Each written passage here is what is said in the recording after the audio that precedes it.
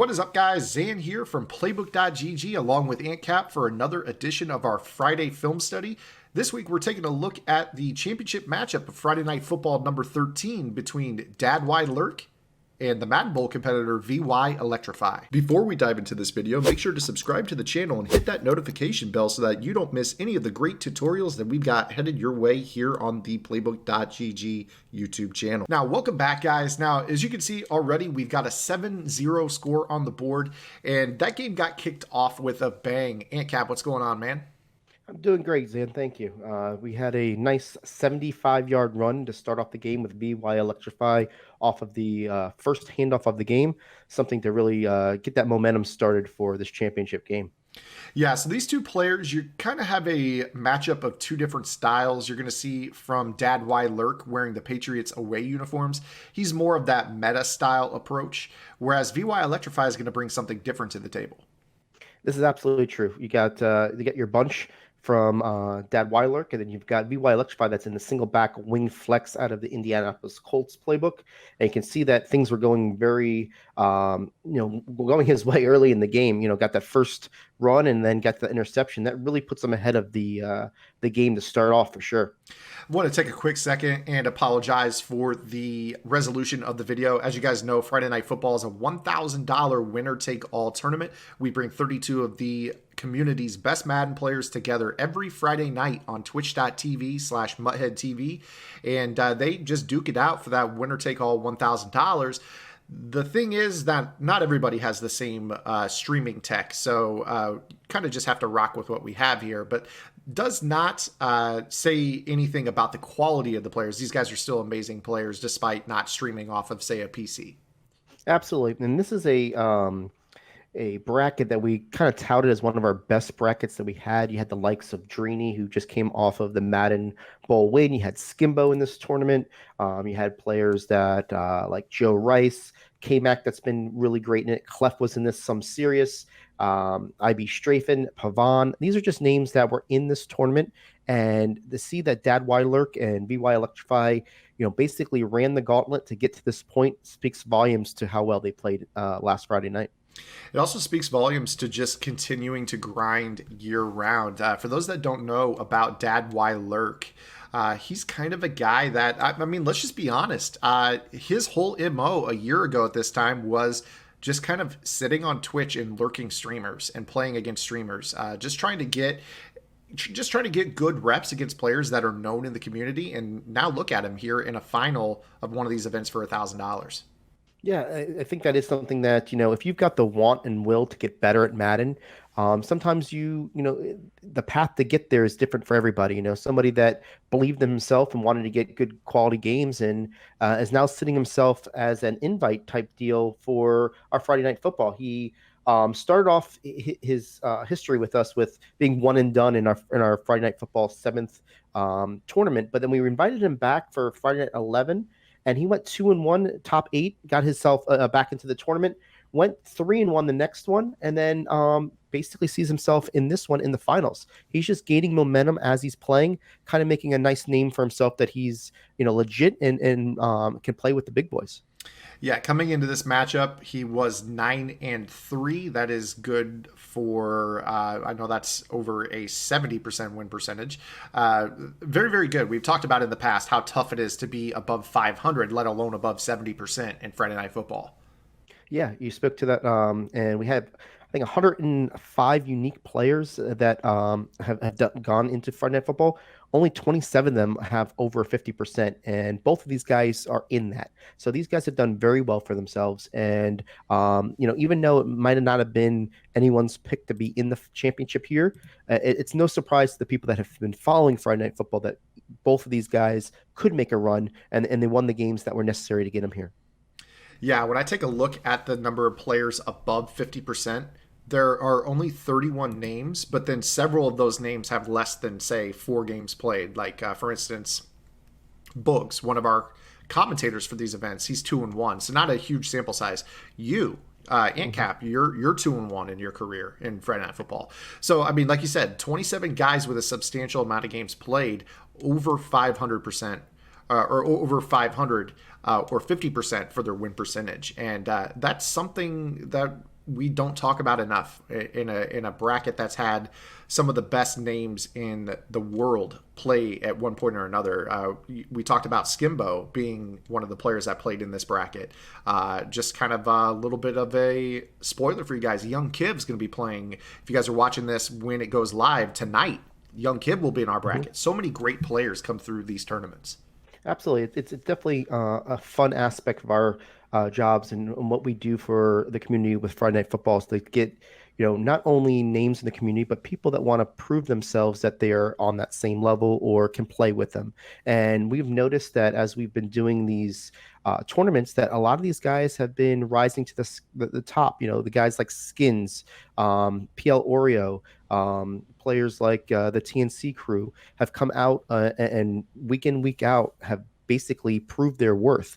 I think it speaks to the parity of Madden currently today that there's a difference between those guys that get to the live stages, because I think the difference is how well they play under pressure. And some of these guys that aren't tournament savvy, haven't been in them, may have the talent to be just as good as these guys. But to be honest with you, really where they're lacking is their ability to basically close the door. Don't let the nerves get to them. And the more they play in these tournaments, I think the more parity you're going to see. See right there that DadYogurtLurk goes for the playmaker hitch up the field. Nice play there defensively by VYElectrify. Going to set up 3rd down and 10 as we start the second quarter. Again, guys, Grubhub is our amazing sponsor for Friday Night Football. Make sure you guys check them out. Use that code touchdown. If you guys are watching this right now, this code is active as long as our Friday Night Football initiative is going. Use that code touchdown for $10 off your first order of $15 or more. Go to grubhub.com. As we talked about, 13 of these come and gone. We got 14 coming up again here this week. And this is a partnership that we see going on for the very foreseeable future. So this is something that you need to set your calendar for every single Friday at 8 p.m. Eastern, 7 Central. Absolutely. And I'm taking a look at this game here, and you're going to see that VY has a really good understanding right now of what YogurtLurk wants to do on offense. He's running the bunch. He's putting a player in a spy. He's definitely taking away the bracket coveraging of the outside players. He's got a deep quarter and he's got a deep half out there. He's really making DadYogurtLurk basically work for everything he has. And this is a really nice approach that he's taking. You see right there, kind of working that nickel normal, cover 6, cover 9, depending how you want to flip it. Essentially what he's doing is he's running a cover 4 look to the bunch side, and then he's running hybrid coverage on the backside, whether it be a cover 2 or maybe even another cover 4 look. He's been adjusting his coverage from this cover 4 palms the entire game so far.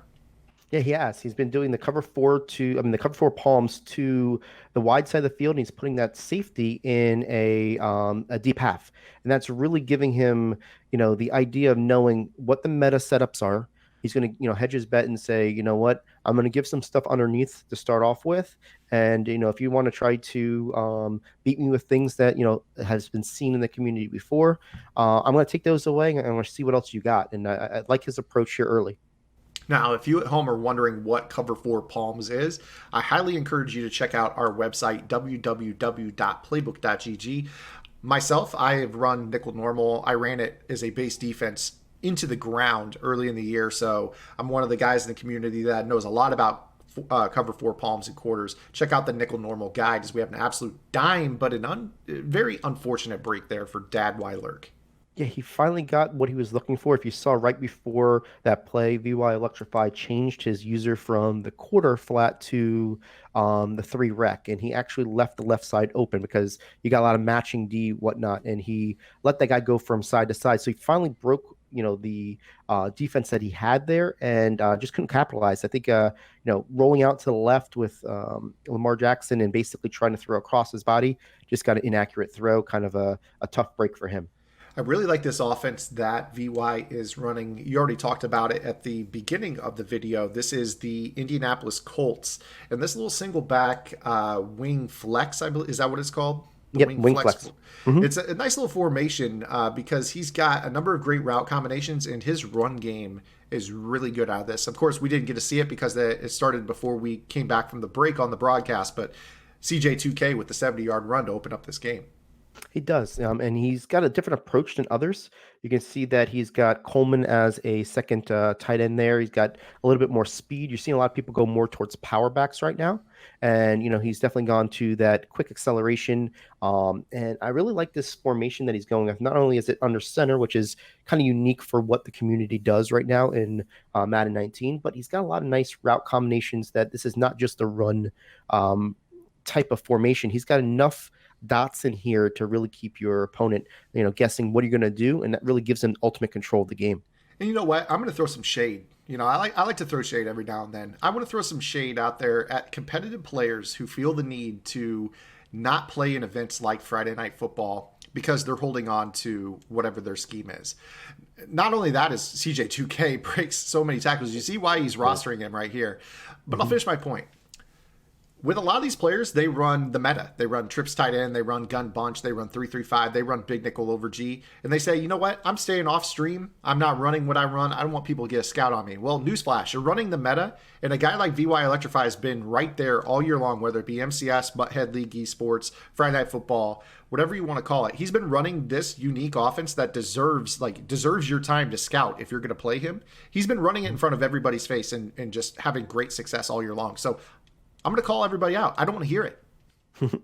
I hear you there. I mean, I think there's two sides of the coin here with that, and I think that when you run something that's unique, that um, even though you're giving up, some of the stuff that you're doing, what you're also doing is making them prepare for more things that they didn't realize they had to. The more you give somebody, sometimes the scouting report gets thrown away and say, you know what, I just need to play, because if I try to key on this or try to key on that, be diverse in your game, it won't matter. And I think if you're just running the same three things, same four things over and over again, then you can give some cues to your defense. But somebody like VYElectrify, he's been one that, has definitely had some originality and definitely given the ability to, kind of set what I hope to see in the future, where you could be successful running things that are different. And it doesn't matter that you're showing it. It's just as long as you execute for your success.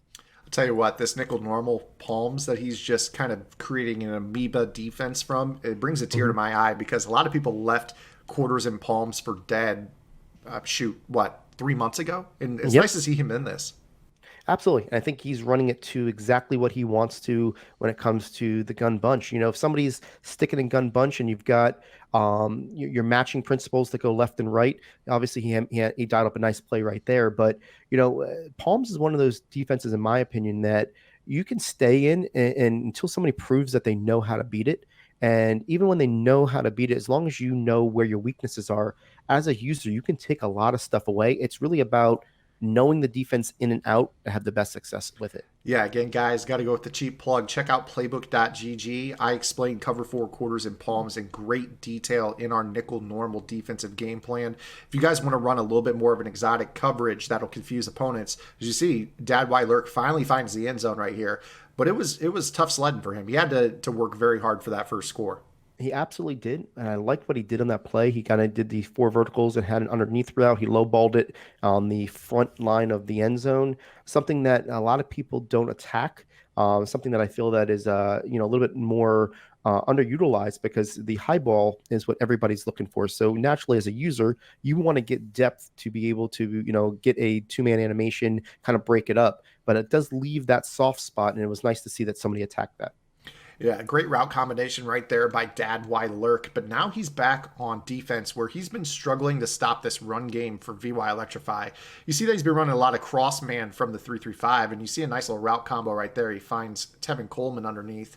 The whole cross man thing, I mean, it's great to get your safeties in the run fit, but I think a lot of times players rely on it. Well, I'm just going to cross man my safeties. That'll make my run defense way better. But you see that VY's got this labbed up. Although really good run defense right there by DadYogurtLurk.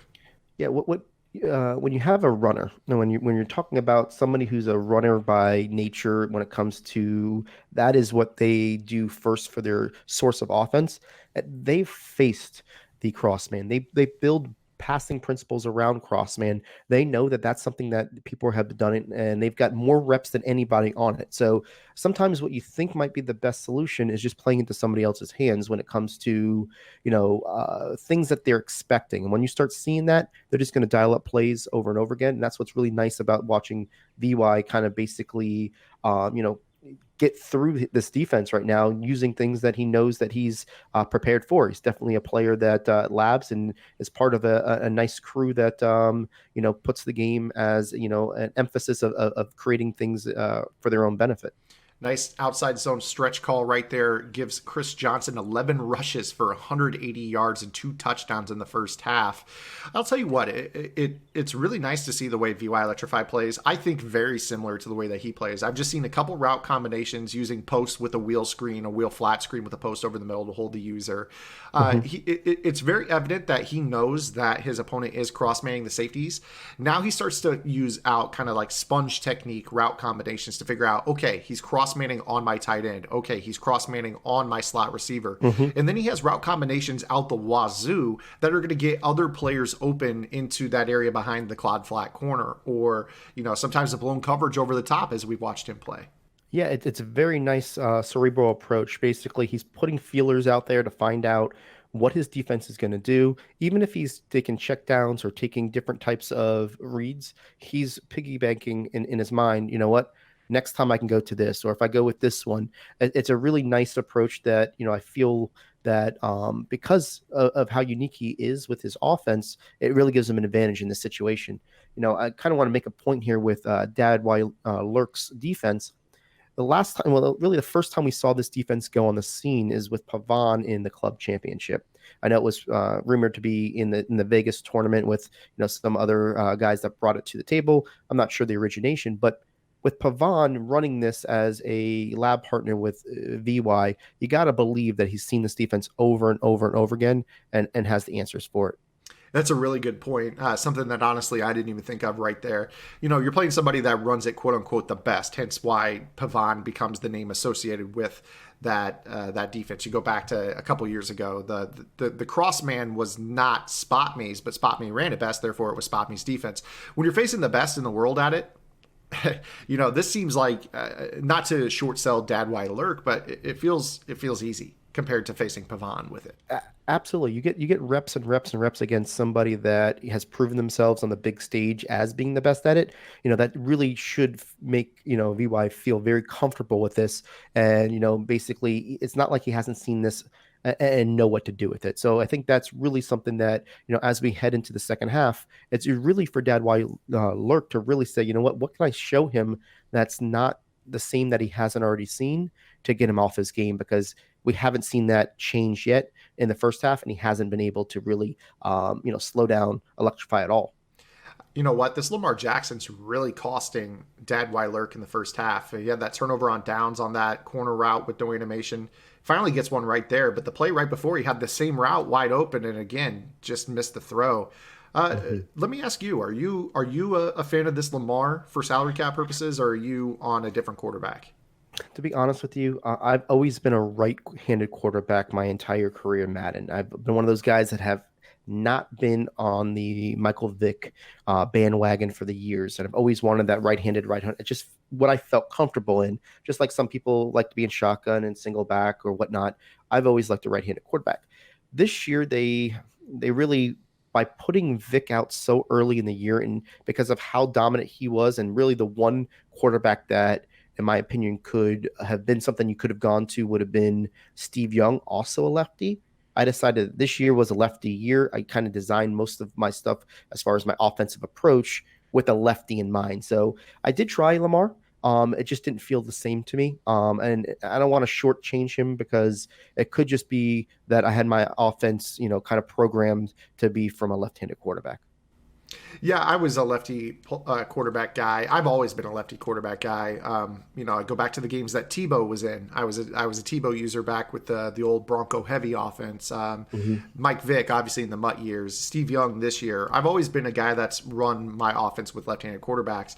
But another point that's really important to talk about is that the handedness of your quarterback actually matters in your run game. So a lot of times people feel comfortable with their quarterback's passing handedness based off of, maybe a left-handed quarterback making throws to the left side of the field better or vice versa. But the run game is also important. This is absolutely true, and that's something that not enough people will actually understand that part of it, and part of the reason why is depending on some meta blitzes are typically run a certain way. Yeah, you can flip it, but for the most part, if you're looking at 3-3-5, most people are going to send it off the left side. We had the 3-3-5 odd where we're having a looper that usually looped around the right side. Some of the times, better runs are suited by different quarterbacks and their handedness. And if you're a runner, you know that, and you build your offense around that. And I think that's something that it's interesting to see that when these guys pick their quarterbacks, some people do it because they like the way they feel, the speed, but some people do it because of how it benefits the run game. Good patience right there by DYL as he finds Sharp on that hitch route. He used that. I noticed that in the pre-snap setup. He liked to set up a little rollout play looking for that it's a flipped crossing route to the sideline, but that nice check down in the middle as he rolled out stayed there, and he was able to find him open over the middle for the completion. Absolutely. And you see the play that he just went to is actually one that's been gaining popularity. It's the clear out play out of the Bucks playbook, and it's something Pavon actually runs. So again, I want to make the reference. This is something that VY has already seen over and over and over again. If these guys are playing lab games as I would expect them to where he's running a very similar bunch to what Pavon runs. Down to that setup was exactly his setup that I saw over and over again in the club series, where he's got an option route where the guy just sits there. He's got the deep post. So these are things that you got to feel that is in Electrify's advantage when he's not seeing anything that is totally new to him. Oh, absolutely not. And that clear out split in option play is actually goes back a little bit further than that. Skimbo, that was his favorite red zone play there for a while. When he was running bunch in the club or not the club series, but the MCS events over the last couple of years. Wasn't really a big play. Nice patience right there. He finds John Ross and then does a little stutter go, a little decroft on him right there. Nice. Picks up big chunk of yardage. But that clear out SE option's been a great play. But this year it's really becoming a between the 20s play as opposed to being a red zone special. That is absolutely correct, and I think that people are using that because of the way that it just the demand to cover that deep post route by the tight end really opens up that one spot to be able to throw to. That previous play where YogurtLurk basically got that spot to Ross, that's kind of the Palms thing that he had that guy match and he left that guy open. Something that he has to basically recognize as far as Electrify on that play, and he got the best of him. But I don't see him getting out of it because I think that was just something that you tack on to yourself. So, you know what? That's my bad. That's a guy I should have covered. Not only that, but I mean, your pass rush didn't get home. I mean, that was a good 5, 6, 7 seconds into the progression. You can't expect anybody to cover somebody for that long. Granted, the guy did leave him went and covered something else, but you can't expect your coverage to last that long. Absolutely. I think, and if anybody feels that, that is the way that Madden should be played, I think that's something that, there should be route combinations out there that are on timers, and you get to a certain point, you should only have to go ahead and, as a user, know I should only have to cover this route for a certain amount before the route ends up running out of territory to run. That one, he just sat on the sideline. He just sat there, and just kind of one of those that it was a good find at the end, but definitely one that I don't think that YogurtLurk's going to be able to basically sit on for the rest of the game.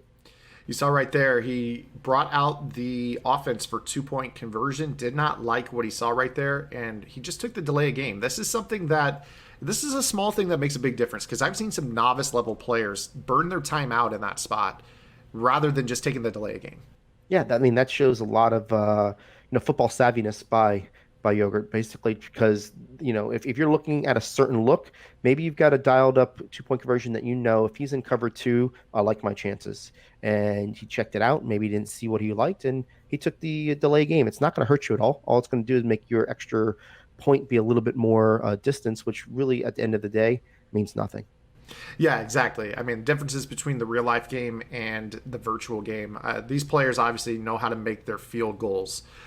So good decision right there by DadYogurtLurk to just take the penalty and what's the difference between I'm not sure how far the field goal is nowadays, 35 yards versus 40 for your extra point. Yeah, exactly. It's still going to be made. It's the same kick no matter what. If you're going to have the same distance, the same accuracy, the same everything. It's no difference whatsoever. We're not extending it from 50 to 55 that takes people out of their range. So it's a good thought. I mean, you saw how what I like here with VY, even though he's already got 194 yards rushing with CJ, he's still willing to mix in the passing game to make sure that that Yogurtler can't sit on the run. And I think that's really what's giving him the best success right now. So right there, he's even using that Lamar Jackson as an extension of the run game. His third rush for about 30 yards. Just very, very unpredictable. I mean, you don't really know. I mean, look at his personnel. I mean, he's got Coleman at tight end. He's got the CJ2K when everyone's dealing with trucking backs like George and Fournette. Mm-hmm. He's just completely off the radar in terms of what he does. Yeah, seeing that play right there, Yogurtlook had an opportunity to shoot that hole. And even though it was a stretch play, it was very tough the way that he took his angle on that stretch play, where he basically took the user out of it. And that's a unique way of running that VY has established over the course of the year. That, even when you try to go ahead and, shoot the gap on me, I have got a little bit of a wiggleness in my stick work that he's able to, get positive yards, and that's got to be deflating from a defensive standpoint. You see right there, CJ2K now over 210 yards rushing in this ball game, and we're only at the tail end of the third quarter. Right here, if you're VYElectrify, are you in a mode where you are trying to take a little clock with you? I mean, obviously, you're about 2 plays away from the fourth quarter. Are you thinking that mindset yet, or what's going through your mind if you're VY? Right now, I'm thinking touchdown. What ended up happening was he had a sizable lead. It kind of got cut down because of the transition from first half to second half. He scored, and then he was able to get the ball back. 4 points, obviously, no matter what, you don't throw an interception right here. I think I'm going to play a little conservative, try to score the touchdown if I can, make sure I get away with 3 points. But I'm thinking if I get to the 28 mark, I've got a really good chance of putting this game away in the fourth quarter, up 11. And that's my main concern is like, I'm going to score the touchdown no matter what if I've got it. But I'm not throwing an interception here. That's my mindset. And you can see exactly that right there as he takes it into the fourth quarter, 2 runs in a row. Of course, I mean, you don't really have to open it up and pass and stay aggressive when your run game is picking up chunk yardage, but he does take it into the fourth quarter here, up by 4. And yeah, obviously, this is going to be a huge stand here for DYL. He needs to hold to 3. We see Julio Jones here in motion to the short side of the field, and he's going to run a little bit of a dive call to set up a 3rd down and 3. Yeah, absolutely. I think we discussed this as far as keeping the ball on the ground. The last thing you want to do is throw that interception.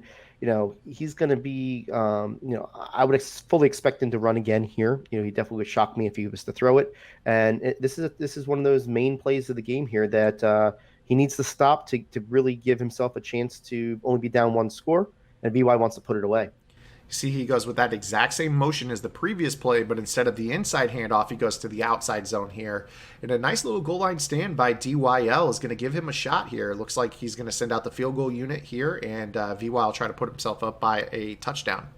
Absolutely. And I agree with the way Electrify handled that series. He doesn't get the touchdown that he desired, but by all means, going up by a full touchdown with 4 minutes to go in the fourth is definitely, you still have the control of the game, because no matter what you do, you've got the ability to win the game with your last drive, and that's really what you want to do, is put yourself in that position. Not only that, and I totally agree with what you just said, but when you think about the defense that VY's played, his coverage has caused DYL to have to do a ton of ad-libbing. I mean, it's a lot of 6-7 seconds into your progression read, guys breaking down the coverage, guys just using get open logic. I mean, right there, I think you're comfortable with that, saying, okay, you know what, he's only really beating me on broken plays. I'm just going to go ahead and take my lead and see if he can actually formulate a drive and get down there. See right there, 14 to 20, 267, does have 1 interception.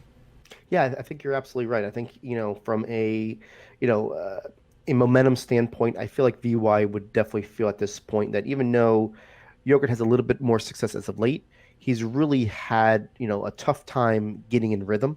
and you've got to play the percentages. If you're playing a guy like Joe Rice that it seems like no matter what he does on his offense, some days that you can't stop him. You maybe take a different approach and get a little bit more aggressive. But I think in this instance here, you go with what makes the most sense and make him earn it. And I think that's what a smart player will do.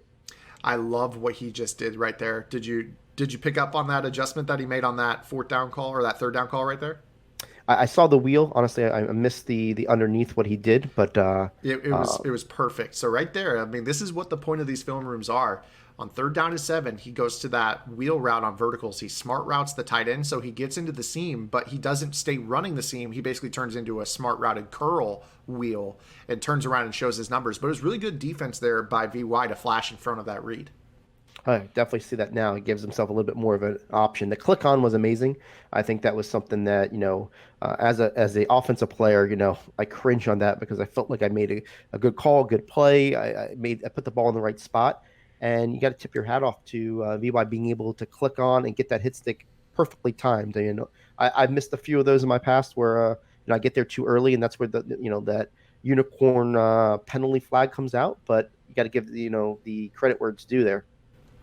Big fourth down and 7, and we see a penalty, and that's going to back it up fourth down and 12 here for DYL. Yeah, I mean that's a tough cardinal sin right there. I mean, I know he's trying to get the ability to get him at a shorter down distance. Now he's really got to extend this play fourth and 12. It really limits to some of the stuff he can do, and such a critical point. It's definitely going to be something that that ability on that playmaker was a really nice play. You saw that back and forth, and just the stick work. You're going to see that the D Croft esque type of stop and go. I mean, he earned every bit of that play. Yeah, it was a really good playmaker right there. And yeah, we're starting to talk about just D Croft having these stick skills, but now we're starting to see a lot of people are learning this too and adding this to their game. And it's crazy what just getting a guy a ball in space. I mean, a drag to a guy with stiff thumbs like myself, I'm not pulling off that move, but a drag to a D Croft or in this case a DYL is, you're flirting with a huge play.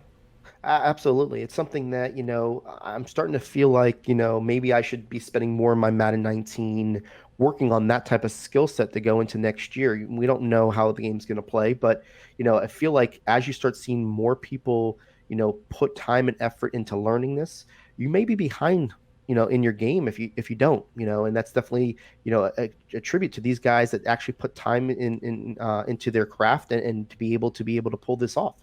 Certainly. And, now we're here, third down and 5, 2:30 to go in our $1,000 winner take all. We talked about the meta, but the more that I've watched the film here on DYL, he's not running a meta bunch. He's actually mixing up his route combinations really well. I totally agree with that. I think this first quarter and a half where VY was really giving him a lot of trouble, he was running most of that Tampa meta. Now he's doing a lot of things where he's sending crosses, he's having backside hitches, he's doing a lot of misdirection on his playmakers. He's finally got to himself where he's playing his game. Where I feel like maybe some of the nerves would have came out in that that first $1,000 game that we've seen him play come up. Sometimes you come out a little tight. And this is something I wanted to talk about right here. And I think that a lot of people are or were clowning on DYL for taking that delay game. But I'll tell you why that was a smart decision. In salary cap, we're playing with a short roster. Every single one of his receivers on the most important play of the ball game with $1,000 on the line was fatigued. So he basically said, you know what? I'd rather have fresh receivers. I will sacrifice 5 yards by taking a play clock to let them breathe. And I'll just try to go at it fourth down and 10. I love it in the same instance. He knows that he needed to keep that timeout in his pocket as well. You saw that he's got only 2 timeouts, 2 minutes to go in the. Oh, there's that hit stick that I talked about getting there too early, and he ended up paying it off. But the decision was the good part. We already saw him do a great job with the 2-point conversion, where he wanted to see the defense, and then he took the penalty. Here he took a penalty again in a situation where most people would have taken the timeout. But if you take a timeout and you don't get that fourth down, you're talking 2 minutes and 30 seconds to go. You only have 1 timeout. Very, very tough. Keeping that second timeout in your pocket will definitely give him a little bit more opportunity if he doesn't get it to get the ball back. He goes to a corner wheel combo. Doesn't take his check down right here, but he does get out of bounds, stopping the clock with Lamar Jackson. Second down and 7 coming up. Yeah, totally. Right there, you have the 2 timeouts plus the 2-minute warning. That's 3 clock stoppages. In his mind, right there, he wanted to have that before the 2-minute warning, whereas he turns the ball over. He's got 3 clock stoppages. Now he's got the ball, fresh set of downs. Doesn't matter as much now, but that was a great play in the moment. Yeah, absolutely was. And I think that's what's impressing me about his game is, the little mistakes that you see sometimes from people that let the moment get too big to them. He feels like he's definitely settled into this game and why the score is the way it is. I really feel like, he may not have had his best game in the beginning. The first 3-4 minutes, you could see that he threw an interception on his first drive. He led up to 75-yard touchdown. And I think some of that was like, wow, you know what just happened? But now that the game is definitely settled in, he's looking like, the person that we saw throughout the whole tournament that got him to this point. And I'll tell you what, he's just ad-libbing plays, but he's doing it really well. I mean, it kind of feels like he's freestyling some of the route combinations we haven't seen before, a lot of hitches. He's motioning the split end into the slot to kind of compress his bunch even further, creating some different route combinations that you might see in trips tight end. We saw the motioned in split end with the corner route and the wheel, kind of akin to the trips tight end wheel corner combination with the running back and the tight end. He's really kind of molding the meta into the bunch, which is already meta, but he's creating his own kind of, you know what I'm saying? It's just kind of a different meta offense. It kind of reminds me a little bit of how Ivy Strafen plays, where a lot of people think that he plays random, and when you're watching it, he's really looking like he's ad-libbing. But it's things that he's got a pre-thought before the play. If this route combination isn't there, I know I can playmaker this person into the spot. And even though he's running the same trips tight end as a lot of people are, he runs a little bit different style because of that ability to basically improvise on the spot. And I feel like you're seeing a lot of those type of characteristics in Lurk's game right now, especially as he's gaining confidence as this game goes on. You see that running touchdown right there was set up by the ad-libbed playmaker to Tyreek Hill, giving him that 1st and goal attempt. Now we have a tie ball game. What was originally a 2-score game, now VYElectrify, that collar begins to tighten a little bit if you're wearing the Titans blue. Absolutely. I mean, this is a momentum type deal where you're now in a spot where you've got to basically, get some yardage here to let you be the only one that has a chance to win this. If you don't get a first down on this first opportunity, you're going to start getting, the tides are going to turn. So getting some big yardage, early in this drive is going to be key for the pressure to come off of him. You saw right there, he goes ahead and runs the stretch call. This time he cuts it back up the middle and picks up 6. As long as he stays on schedule, I'm completely fine with this approach. I mean, this is definitely his offense. He's running what got him here. A lot of players would say, "Why are you running the ball in this spot? You're making it easy on the defense." But this is VY's offense, and he's sticking to it. Absolutely. And I think, you could see that YogurtLurk decided to get aggressive on that play and knows that that's pretty much where they were. And it puts them in a spot where, it's almost got to be a throw here if you're looking to get aggressive. If you're looking to say, you know what, I'm going to give up on the drive, that's one thing, and keep the ball on the ground. But it's really going to be telling on what he does on this play, because does he want to keep the time going and make him take a timeout, or do you want to be aggressive and trying to win this here? Big 3rd down and 8, and will be Lamar back to pass. He goes with the bleacher blitz. I really like that call. You saw that number 20, I believe that's Ed Reed, comes in off the edge. Now we have 4th down and 6. And if you're VY, it's like you've controlled this ball game for, it's a 16-minute ball game, or is it a 20-minute? I think it's 5-minute quarters on Play a Friend. Yeah, a 20-minute ball game. You've controlled it for basically 18 minutes, and now all of a sudden you're in a spot where if you don't get this, you're going to lose the ball game. Yeah, to me, this is definitely a interesting call. I'm probably punting this unless I know that I've got an absolute dot that I'm going to in the situation. But the way, and what a lurk on that play right there. That's why I call him lurk, huh? Yeah, absolutely. That was one of the best user plays in the tournament that we saw. But what I'm saying is I'm a run first guy, right? Talking about VY. If I'm punting this, he's got maybe 45 seconds, 42 seconds with basically one timeout to go to the field. I would rather take those chances than one play in my zone. Other people are different, but in general, I want to put the pressure back on that player to make a play rather than me make one play and it's over. And that's just the way I would play. And I'll tell you right there, I love the draw call, but I absolutely hated the spin move. I think in spots like this, you're just trying to kind of decrease the range for your kicker a little bit. You saw right Absolutely. there, he went into the two tacklers and tried to spin back to the outside. He already had the angle to the outside, and 2 yards in that spot is huge. Absolutely. And I know if you remember who he has the kicker, I believe it's Dan Bailey, Mm-hmm. which we've labbed a bunch of times before when we were making our own decisions on who we wanted to go with when it comes to salary cap kickers. And we've established that you've got to kick it 53 yards is pretty much his 53 and a quarter. If you kick it above the white line into that red area, that's his max distance. So right now he's at a 51, right? So if he does nothing, he's in the spot to kick it. He needs to know that as a player. So you see right here, motion of the flanker out wide, Moss, Ross, sharp to the right, and it will be a draw call and a great gap shoot by VYElectrify, and it'll be a 53-yard attempt. Oh Handcap, you ever man, kicked $1,000 field goal before? I have not, and I want to go back to that last call. What was he doing on that? He played a great call the entire game. Why would you want to do if you know all you've got to do and you're looking to run, you're not looking to get the first down. I mean, a quarterback sneak, anything in that position to keep you at a 51 yarder rather than a 53, which we all know is his distance. He should know that. I think he put himself in a bad situation where he's got to have a perfect kick to make this work.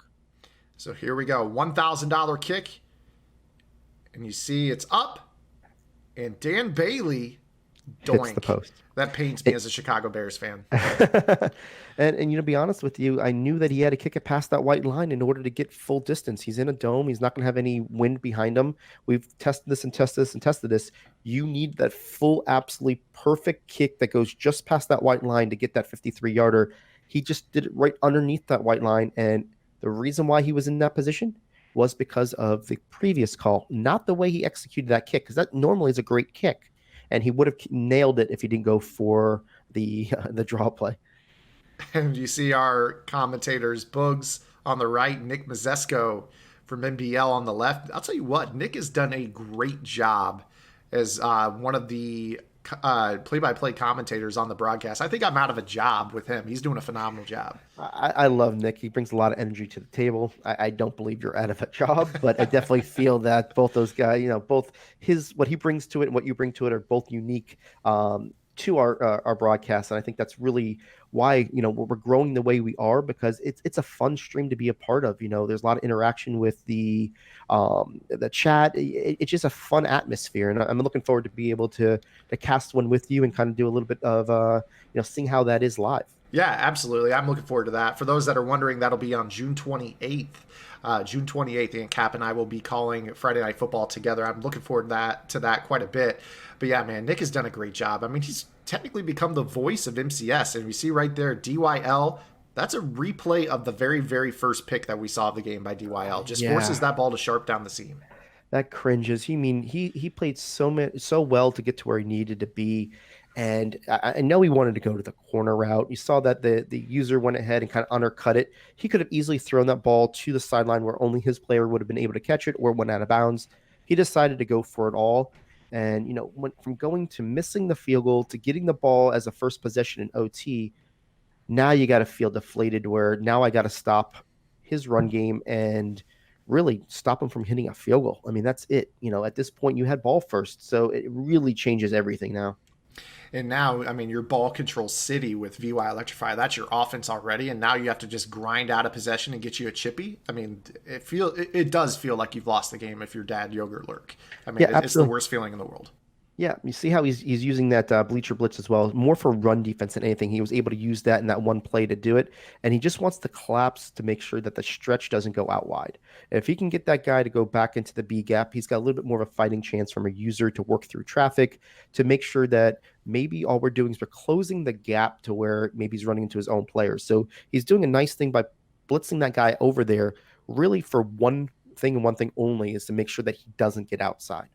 I'm going to do my shade thing again right here. This takes me back to my debate with Dubby all year. I mean, granted, VY's got like 250 yards right now running, but that's not good enough for me. I feel like he's been sitting in 3-3-5, 2 high safeties, 6 in the box, 7 if you count the nickel corner, up against a 7-man blocking front. And you're light. I mean, you've got Apke, you've got, a number of guys, Ron Parker playing linebacker. Hmm. Sorry, not sorry. He should have like 350. But nonetheless, having great success here as he gets to the cusp of field goal range. Yeah, absolutely. I mean, he's having great success as far as, but most of them came on some big runs, right? So, in this situation, what I'd love to see in Madden 20 is make weight, make strength, make the O line be able to dominate the lesser players, make them pay for having something that's less traditional. If you want to go with the speed, that's on you, but you're going to give up the power. So if I'm in a formation like the single back wing flex, I should be able to get my guards on those linebackers and dominate them. I want to see their backs on the ground. I think maybe Um, that'll be a wish list video for our it, it, future. it absolutely can. I mean, that's something that I think we need balance. And as we look at Madden 20 and games in the future, the more balance we show that you pay for things for making decisions is better in my mind. Always got to keep a balanced meta. And now we have $1,000 field goal the other way. This one will be from 47 here for VYElectrify. Looks like he brought a kicker to the party, and he'll have no issues putting that up and through. That would have been good on an arena field goal post. And VYElectrify is your Friday Night Football number 13 champion. Tale of two field goals. Absolutely. I mean, I think Yogurt had, he made the right kick. It wasn't under any duress. He made it right down the middle. It just didn't have enough leg. And sometimes, when you put your salary cap lineup together, you got to think, is this guy 53 enough for me? And the difference between having a 53-yard capability and a 55-yard capability is two cap. If you got somebody like Gould, sorry to mention his name, but if you got Robbie Gould out there, he's going to be able to hit a 55-yarder.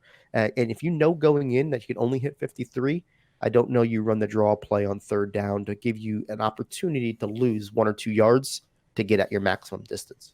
Absolutely. And not only that, but we look at setting up the field goals. You saw on one side, DYL probably cost him $1,000 going with the draw. On the other Mhm. side, you get to the cusp of field goal range, and VYElectrify says, you know what? Here's 3 QB sneaks. Good luck. Absolutely. It's what changes the difference between the ones that do the little things necessary to get them over the top. It showed that VY has a little bit more experience in tournament play. He's somebody that won the Giants Club Series last year, got himself into the Madden Bowl this year. He's making a name, and he's going and a lot of that has to do with being fundamentally sound in his game. And he showed you that when he had an opportunity, he was going to win it. And I think that DYL will use this as a learning experience. Again, guys, he's kind of made a name for himself in these Friday Night Football events. He's done a phenomenal job. You guys can find VYElectrify's Twitter right there. Make sure you guys send him a tweet congratulating him for winning Friday Night Football number 13. But we see a lot of these guys that come into our tournaments. A lot of these guys come in as applicants. DYL, for instance, he's kind of like Skins, a guy that just submitted his resume, got a shot, and you never know what you can do with it. So make sure you guys check out mutthead.com/mutthead-league. Click on the compete link at the bottom of the page, and make sure you guys send in your applications because you never know who might be our next Friday Night Football champion. That's absolutely correct. We would definitely take applications. We want people to give shots in these. Our goal is to give a couple of them each week while mixing them with the pros and really see where you stand. So if you feel like your guys are, got your game, especially as the year has gone on and you want to make some noise, make sure you fill that out. We go through every application each week and, try to get the most out there. So this is it for another Friday film study. Had a great one here with AntCap talking FNF 13. Next week, we'll be talking FNF 14. Again, guys, twitch.tv/muttheadtv. Every Friday night, 8 p.m. Eastern, 7 p.m. Central Time. We got giveaways, Ultimate Legend giveaways, Playbook GG code giveaways, all kinds of stuff for you guys. We give away free Grubhub gift cards. You guys can use that code touchdown for $10 off your first order, $15 or more. Make sure you guys go to grubhub.com, support an amazing sponsor who's really lifting up competitive Madden. But I'm going to go ahead and sign this one off here for AntCap. This is Zan. We'll see you next Friday. Hopefully we see you tomorrow on our next Playbook GG video. Until then, get in the lab and good luck. If you like this video, check out one of the videos on your screen right now. And for more in-depth analysis, visit www.playbook.gg for detailed game plans written by pro Madden players. Master the game with playbook.gg.